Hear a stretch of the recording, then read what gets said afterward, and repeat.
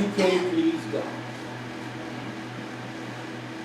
I don't care how much else you do, if you ain't got faith in Jesus Christ, you can't please God. You can't give enough. You can't do enough. Whatever you try to do, if you don't have faith, you cannot please God. The Bible is very clear about our faith as instrumental to pleasing the Lord. Verse 6 says, without faith, we won't believe in God. Without faith, we can't believe in God because it takes faith to get to God. Without faith, we won't believe that He'll be there to listen when you cry out to Him. Without faith, we won't be assured that He'll answer our prayers and respond to our petitions. Without faith, basically without faith, we won't even believe God is there. And if we don't believe in Him, how can we please Him?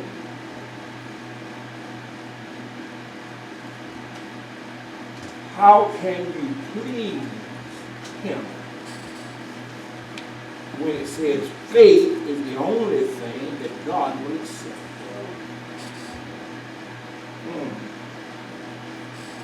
Faith. How do I get it? By believing in the Word of God. Before you got saved, you didn't believe in Jesus. You knew of Him, maybe, but you didn't have faith that you needed Him and that He was to be what you needed Him to be in your life, because you didn't realize who He was and what He was and how He was to make a difference in your life. But the day that you decided to make Jesus your choice, your faith kicked in. The day that you decided to tell the world, goodbye world, hello Jesus, my faith kicked in. The day that I accepted Jesus, the Holy Spirit entered into my life and I got baptized in the Holy Spirit. The day that I believed in Jesus, the Holy Spirit says to me, I'm going to seal you until that day. What day you're talking about? To that day of redemption, to that day when we must stand before God, that day when everything that we have done must be put on the front page. We need to understand that the Holy Spirit seals us. God created us. Jesus saved us. The Holy Spirit seals us. There's one baptism of the Holy Spirit, but there's many fillings. You can be filled over and over and over and over and over again, but it all works on your faith in Him. The third thing. You can't receive answers to your prayers without faith.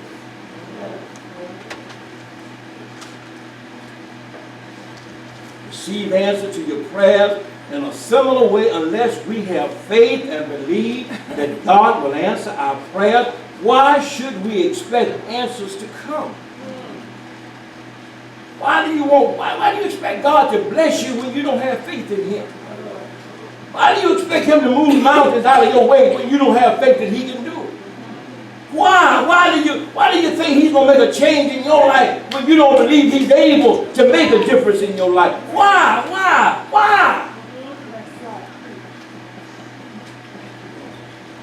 That's the same way on a physical level. Why do you think, folks, it's going to be good to you when you're always nasty to them? Why do you think somebody going to always go out of their way when you don't go out of your way for nothing or for nobody? You're always too busy. But every time something happens in your life, you want folks to run to your rescue. In times when we ask God for wisdom and instructions, why do you think he would show up when you have not shown him anything? Listen to what James chapter 1 verse 5 through 8 says. If any of you lacks wisdom, let him ask God, who gives to all men liberally and without criticism, and it will be given to him. Let him ask in faith. You can't ask it anything else. Whatever you want from God, it must be by faith. Not wavering, not stumbling, not grumbling, but you got to have strong faith. If you expect God to answer you when you pray. And I don't know about you, but whenever I pray, I expect an answer. I don't just want an answer, I expect an answer because by faith I'm asking. The Bible, what James said, for he who wavers is like a wave of the sea. When you see the waves raging in the sea, you don't know where they're going. You don't know where they're going to come down at. But James says, you're like the waves of the sea, driven and tossed with the wind. This next, at the end of this thing, James gonna step on some toes now. James says, let not that man think that he will receive anything from the Lord.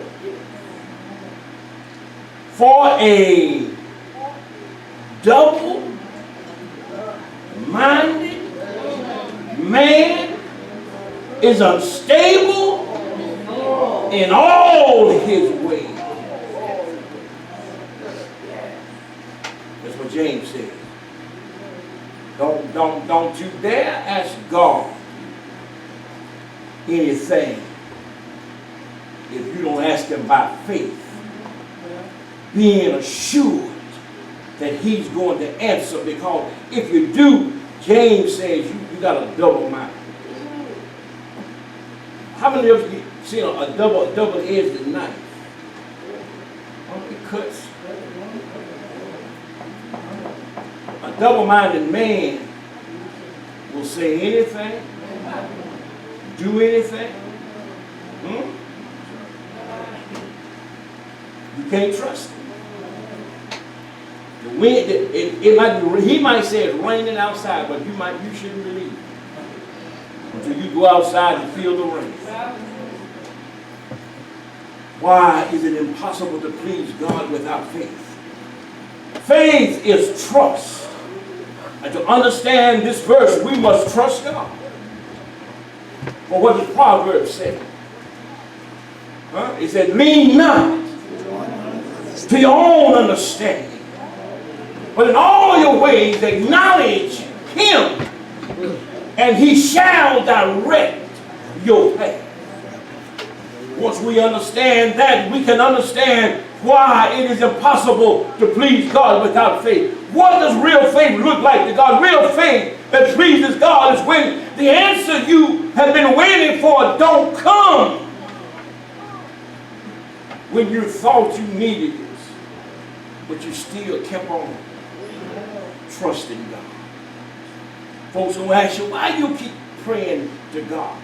Why don't you just leave it alone? No. I ain't going to give up. Because I've been through too much to turn back now. He done showed me too many things to turn back on him now. He brought me a mighty long way.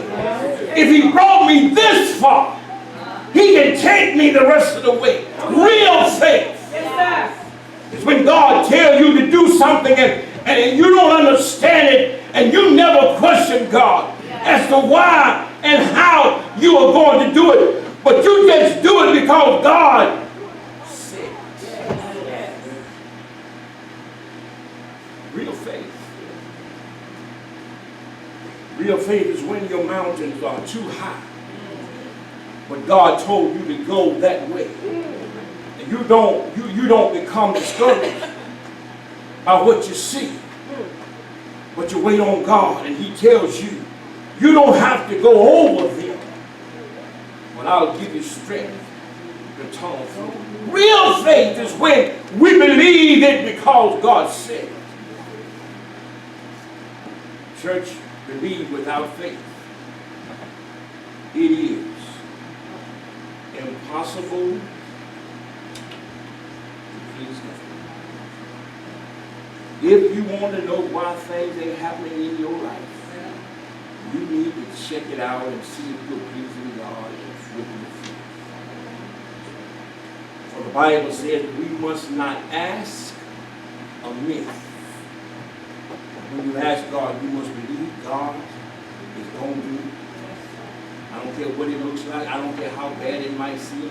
We must believe that God is going to do it. For he that comes to God must believe that he is in the water of them that diligently seek. I seek him because I trust him. I seek him. What does real faith look like? What does your life look like to God? Do you operate on faith?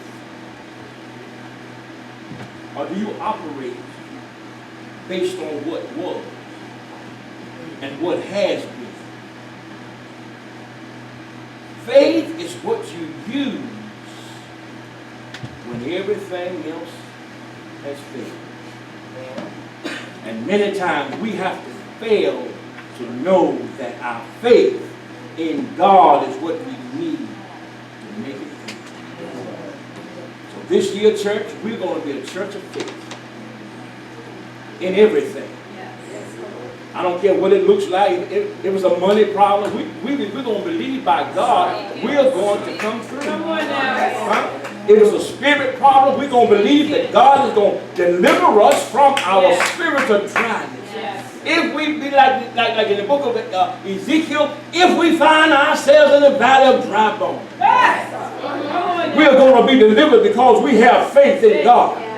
Because Ezekiel asked God, can these bones live? And we're going to believe by faith that whatever is going on, God can help us to overcome it. Yes, sir. If there's unruly folks in the house, we're going to defeat it because God said, this is my house. And my house shall be called a house of prayer to all people. By faith, we're going to make it. You got to believe that, y'all.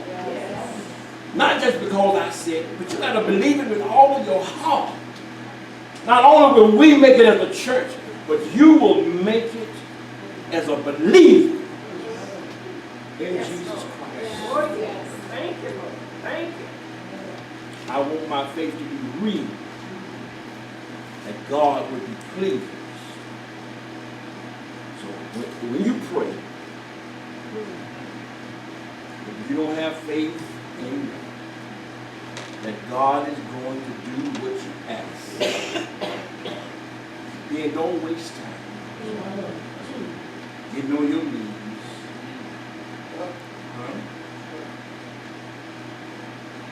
Just get on out the way. And let somebody come before God that really has faith in God. Praise His holy name.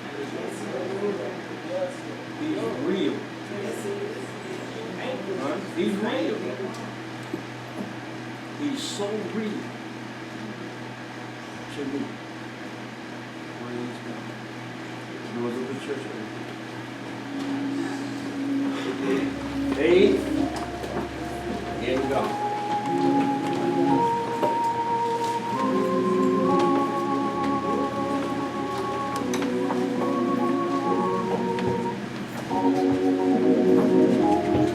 I'm too far, y'all. How many of you come a long way? How many of you really come a long way? When you look at your life, you still say to the Lord, my journey is still not over.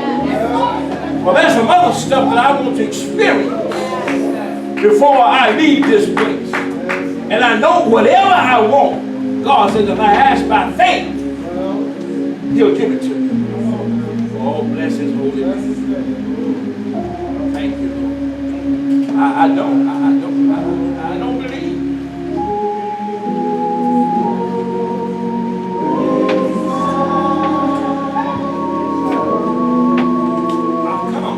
I've come. Wait.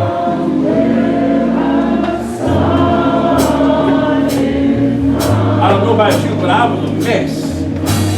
I was a wretch undone. But somehow God saw me. And I'm glad I heard His voice when He spoke to me. It says, come. All ye that labor and are heavy laden, and I'll give you rest. He says, come. Just come. Don't worry about anything else. Don't worry about anything else. Just come. Oh, Jesus, I've come.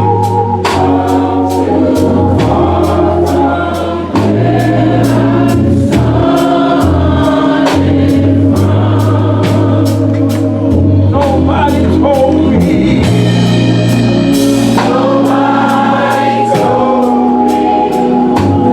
That the road would be.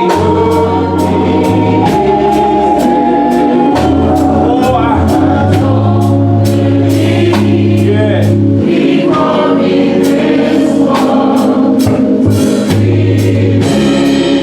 You know, when I first came to Jesus,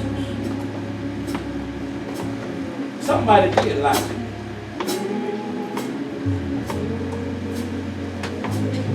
Because somebody told me that all of my troubles, all my worries, that I would have to deal with that stuff anymore. They didn't tell me that it was going to be worse.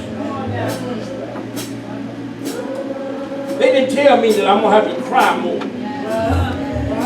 They didn't tell me I'm going to have to pray hard.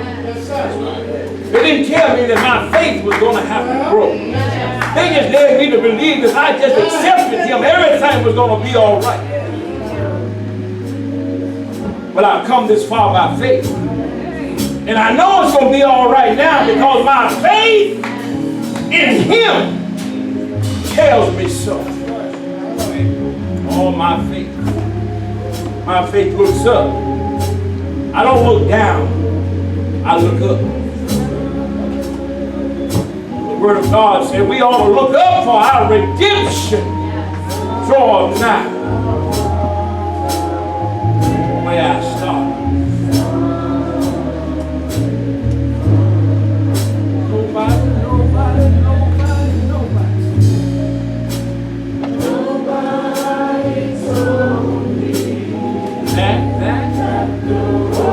road.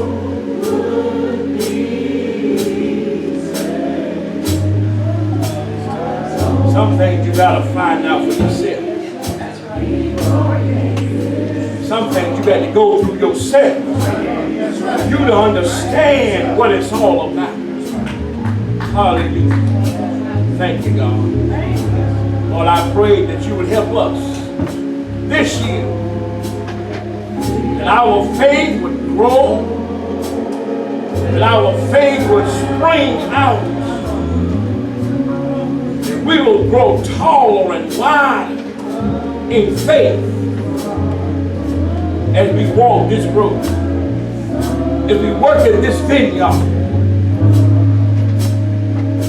Lord, that our faith in you will give us victory in every situation, over everything. For we realize that unless we have faith, we cannot please. God, accept us now. Accept us, oh God. Accept our faith in your name. In your name. Thank you, Jesus. I don't feel no way.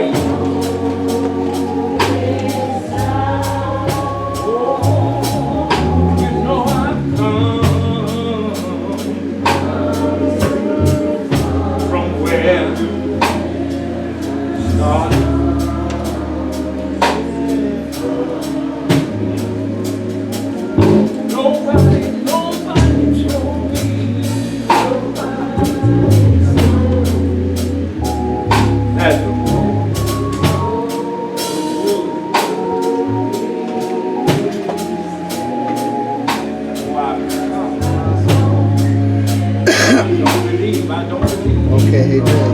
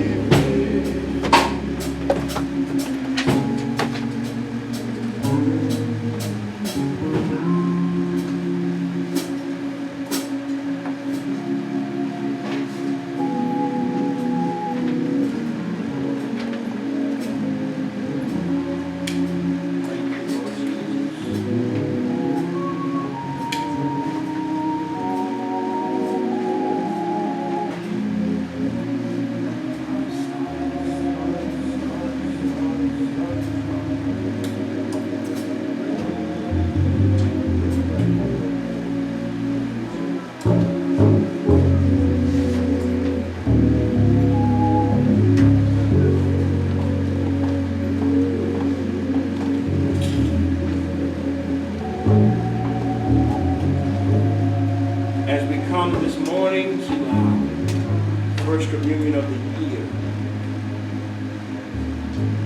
it's good to know that there's some things that never change. And what we're doing today never changes. The same thing that Jesus said 2,000 years ago, the same reason that we did it 2,000 years ago, is still the same reason we do it today. Same thing that Paul said in his word about examining ourselves is still there. We just need to take true advantage of it. and examine ourselves as we partake of our first communion of the new year. Take a moment. Self-examination. Oh God. Jesus.